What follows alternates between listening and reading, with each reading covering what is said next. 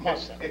I just had one quick thing. Steve, I think you're absolutely right, with the exception of the purposes that we oppose the plan, which people have a right to their own opinion, and that happens apparently to be mine and Jim's and Mr. Rose, and like you said, 4,000 other people, which was 55% of the community. And the purposes, I think, that we're all trying to get to and solve, the purpose of the problem that we're trying to solve is to accomplish all the issues that you've been talking about, and that's solve the school space needs at an affordable price.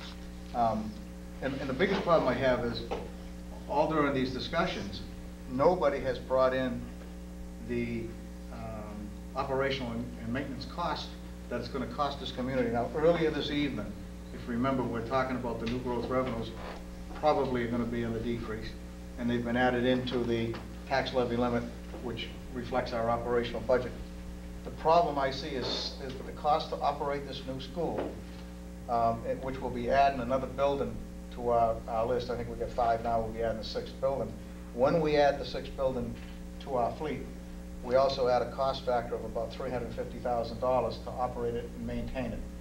And my problem is, where do we get the $350,000 that hasn't been answered yet to operate and maintain the building? And then not only do we have to operate and maintain the new building, but we still have to renovate the old building. So we're looking at whatever the cost is, and I don't know what it is. I don't think anybody really knows. The school committee, the building committee, nobody really knows. But there's a cost going to be borne by the taxpayers to renovate the bachelor school again. So now we have an operational and maintenance cost of the new school, an operational and maintenance cost of the bachelor school, whether we renovate it or we don't renovate it. If in fact we do renovate it, that's another override question for another proposition override that we're going to have to come in and ask the people to support again. And I think what we're doing in a roundabout way is enlarging our cost to such a degree that there's no possible way to fund all the programs. And I have to think that a lot of the people that have become in a position where they're apt to lose their homes have voted in opposition because they're out of money.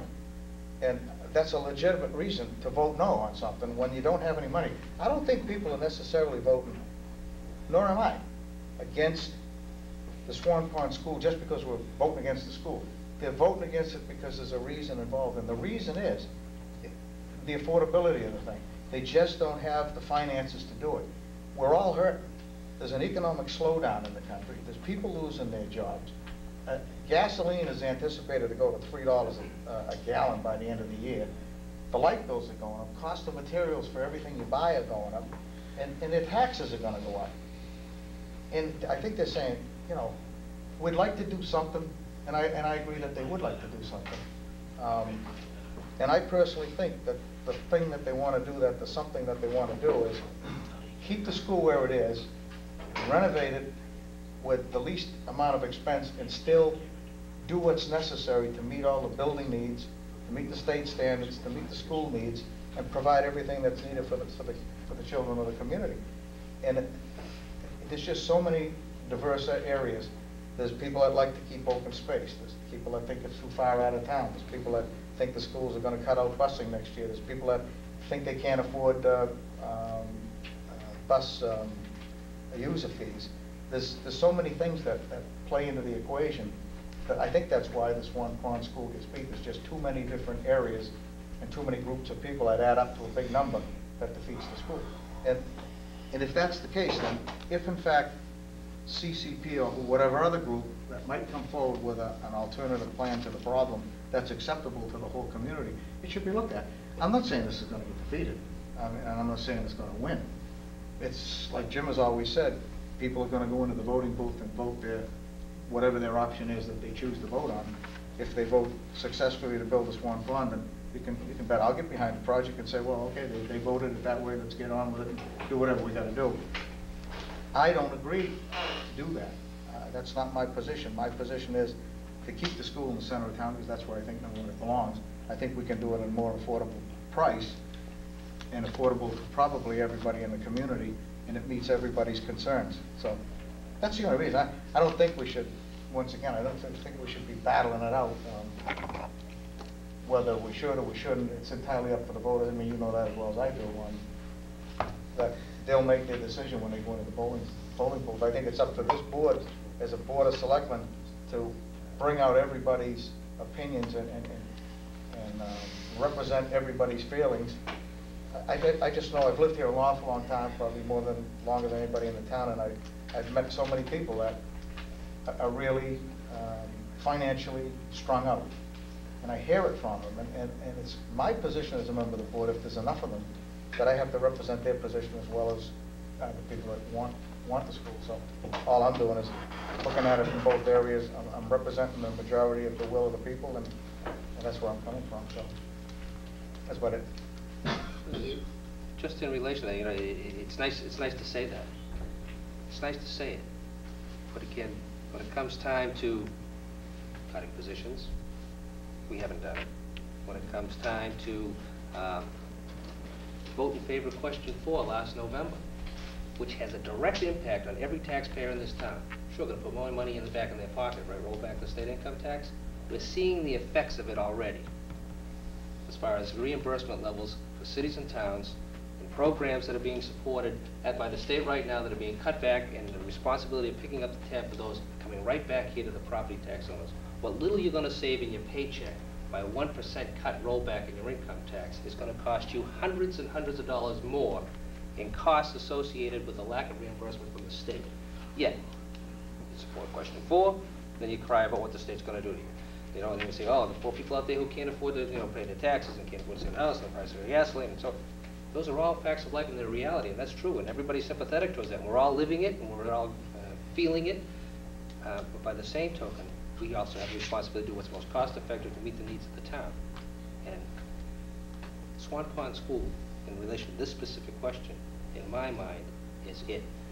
We're worried about the people that can't afford to do that, yet we left $1.5 million to $2 million on the table. Because if the public decides to go for Swan Pond School, the level of reimbursement is going to be less. So if we're so concerned about those people, why did we take that off the table? Why didn't we leave it on? Why didn't we let them make their choice? Let them say no again and turn the 64% down. That's gone now. And that was an action of this board, nobody else. So if we're so concerned about it, then let's put our money where our mouth is, and let's put our votes where action needs to be taken and be consistent with it. And I don't think we've been consistent. Some of us have been consistent. Are we responsible for the Great Depression too? Not yet. Okay. Bye. I'll move the question. Thank you. Jim, go ahead. Oh, Move the question. Move the question. Let's. The motion before us is to support ballot question number 3. All those in favor, please say aye. Aye. Aye. Those opposed? No. No. The motion does not attain a majority. Mr. Rowe would have weighed in not in favor. Official vote is 2-2. Question 4. Again, this is $300,000 that was appropriated at town meeting for design plans for the middle and high school. We're all aware that the middle school was built around 1965 and has served us very, very well. And again, the school building committee at that time designed a facility which lasted us a good long time, but it now needs updating and expansion due to the increased enrollments, and again, some part of the infrastructure as far as the wiring and so on and so forth hasn't been updated since it was originally built, but the school has served us well. It's been well maintained. It's now time to address the housing needs and structural needs of the proposal itself. Same thing with the high school. We're talking about some improvements that need to be made in that particular facility also, and this is going to give us the necessary tools to determine the actual costs associated with those plans. And we're looking for $300,000. What's the pleasure of the board? Mr. Vino. Mr. Vino. Mr. Chairman, I move to support ballot question number 4. Second. Any discussion? Mr. Scott. Yeah, I definitely in support of this, because I believe what Mr. Fagan related to earlier, I believe that the bulge that we're all talking about is at the 3rd and 4th grade level.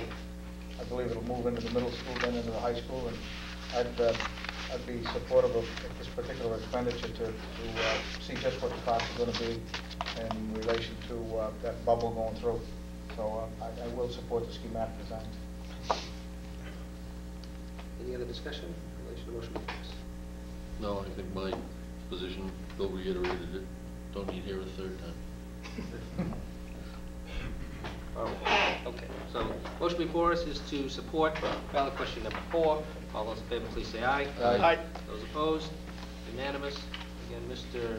Rowe would let the public know that he also is in support of ballot question number 4. Well, that wasn't too bad. Question 4? I've seen town meeting go Take faster one. than that. That's right, yeah, town meeting, the budget, the budget Town meeting went goes through. faster than that. $1 million. Yeah. Okay. Old and new business. Mr. Smith, you took care of one item already. Yeah, that was on the new growth revenues. Right? I think you covered that. Tom, or Mr. Younger, on Central Street, I believe it's either 48 or 68 Central Street. The name of the party is Leonard Stevens. He called about a couple of trees. I guess he called DPW about this. 2 trees that got split in the middle during that storm. They're laying in and around the electrical wires. I don't know whose responsibility it is. He's not sure whether it's on town property or whether it's the responsibility of the electric light company, but the limbs are all busted and they're up in and around those wires. He called this tonight actually, about 6:45, to be honest with you. And the trees, I believe, are split and rotten on the inside. He thinks they're on town property. So. What was the address here, Mr. Smith? I think it's 52. 52? Oh, it is 52. Okay. Look for the signs. Oh yeah, that's right. You're right. Look for Billy's signs and you'll see. But I don't know whether it's 52. I think it's 52. Yeah, my signs are right in that area. They didn't call them signs, did they? The signs. No, you'll see the, I think the big Mr. Smith, Mr. Schuler, and then if you see the Murphy sign, you've gone too far. Here's a statement I want to see in the paper. Yeah, you've gone too far. Right? Back up. Okay, fine. Anything else? Under all the new business? No, Are you sure? I'm not sure. Are you not sure? Okay. Mr. Big. Yeah, same instance, there's some branches down on the sidewalk. You probably know, it's the street after, you know the curve on North Street, the real sharp one? Magnolia? No, before Magnolia on the left. Sunset Ave? Lloyd Road. Lloyd Road? Pine Ridge? Oh, Okay. oh, that- On Pine Ridge. Oh, Pine Ridge. And they're and I believe that's where the kids get the bus, so you probably want to make sure those do. The only other thing is, please, everyone go out and vote next Tuesday. Exercise your options. That's it. Mr. V. God bless you. No, I had that prior issue under old and new business, and I think it got discussed. I'm certainly not gonna open that door again. You covered that pretty good, Joe. Yeah, I thank you, Bill. And I would like to reiterate to everybody, please go out and exercise your option to vote in the town election. I just have 4 matters. First of all, I did attend the ribbon cutting at the Hood School yesterday. It was a terrific ceremony, and the kids put on a great presentation, and everybody's so proud of what's transpired up there, and they have a right to be in any construction project like that. I mean, it affects not only the students and the parents and the faculty and the administration, but they lived through it and survived it, and I think it's going to be worth the wait. And it was a terrific showing. There had to be 250 people that came, so there's an awful lot of pride in that particular area in the school and what's been done, and I think everybody that was involved is to be congratulated, and I was happy to participate. And as I pointed out to the group there, I was the first grade in the Hood School, so it's changed a little bit since Mrs. Eisenhower headed up the school, and it's a great facility now. What year was that? Well, it opened in 1960. Okay. The other thing, I had a first-hand opportunity to deal with FEMA. And, if anybody in this community has experienced any type of property loss or damage in relation to the storms that took place, a few weeks ago, I would urge you to please call that toll-free number and get the application in. You'll be amazed at how quickly they respond. Just to let you know, I called, I was hemming and hawing as to whether or not I should or shouldn't, and I had a substantial amount of damage, like a lot of other people in town. And Gee, I called on Monday, and they said it'll be